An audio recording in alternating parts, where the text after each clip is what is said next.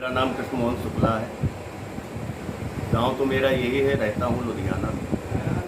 और मैं स्पेशल समझ लीजिए कुशल तिवारी जी के लिए अपना सब कुछ अकेला हूँ, दुकान पे ताला मार करके रोजी रोटी बंद करके आया। जैसे कि योगी जी दो बार डुमरियागंज आ चुके और तमाम, देखिए ये योगी जी की नहीं, पूरे बीजेपी की घबराहट है, क्योंकि अब एक नारा चल चुका है डुमरियागंज में कि भैया सब कुशल मंगल है। उस घबराहट में योगी जी भी आए, अमित शाह जी भी आए, उनके 10 मंत्रियां, 50-50 एमएलए, कितने लोग, यानी पूरी बीजेपी एक कुशल तिवारी पर ही लगी है।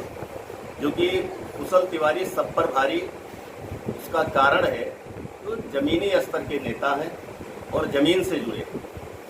जैसे मान लिया योगी जी जो ब्राह्मण समाज की बात कर रहे हैं, लात मारने वाली, उन्होंने बहुत एक अपनी गरिमा घटा दिया है।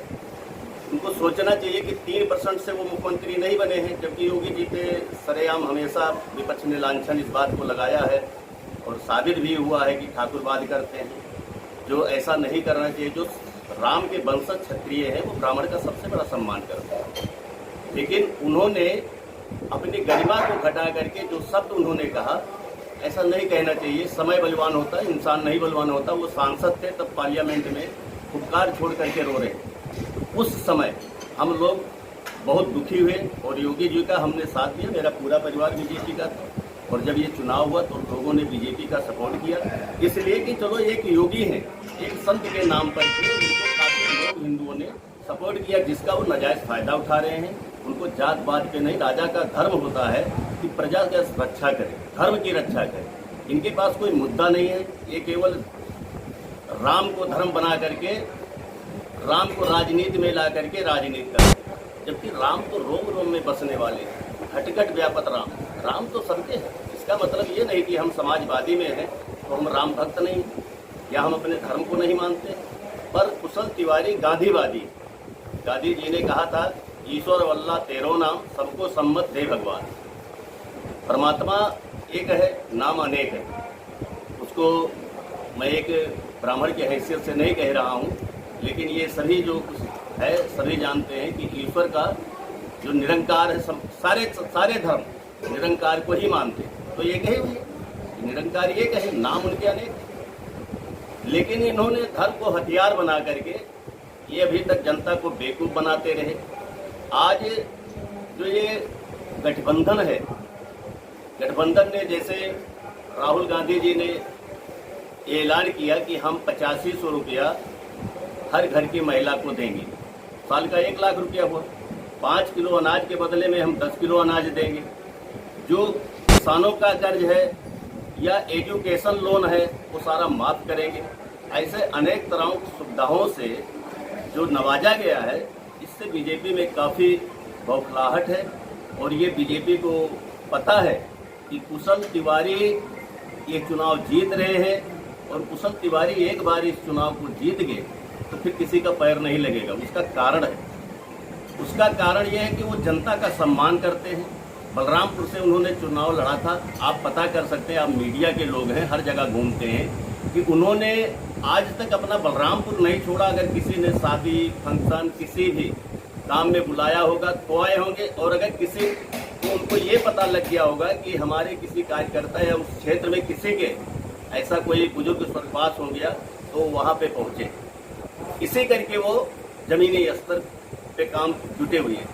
रही बात हिंदू का, भी मैं प्रमाण देता हूँ कि कुशल तिवारी कितने बड़े हिंदू हैं।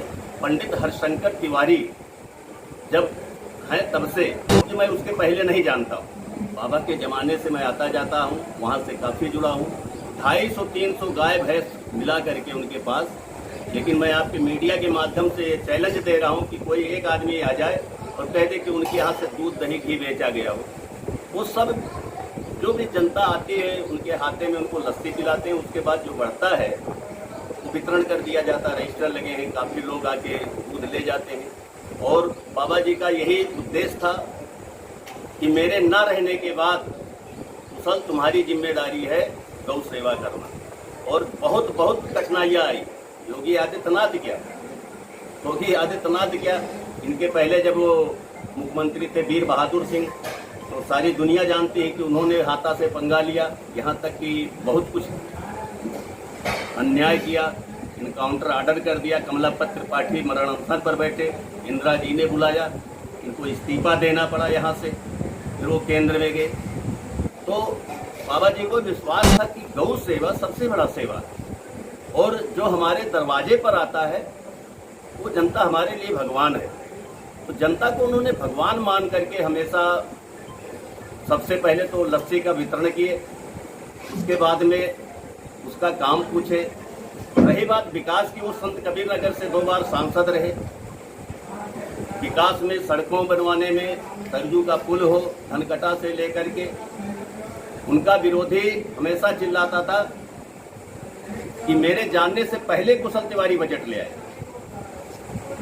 अब बताइए कि कुशल तिवारी में क्या कमी है? जैसे कि क्या लगता है आपकी बात, कुशल यहाँ से चुनाव जीत जाएंगे? जब योगी आदित्यनाथ जी 3% की हो करके 97% पर गालियां देते हैं तो उनको वो जीत सकते हैं, तो क्या कुशल तिवारी नहीं जीत सकते हैं? कोई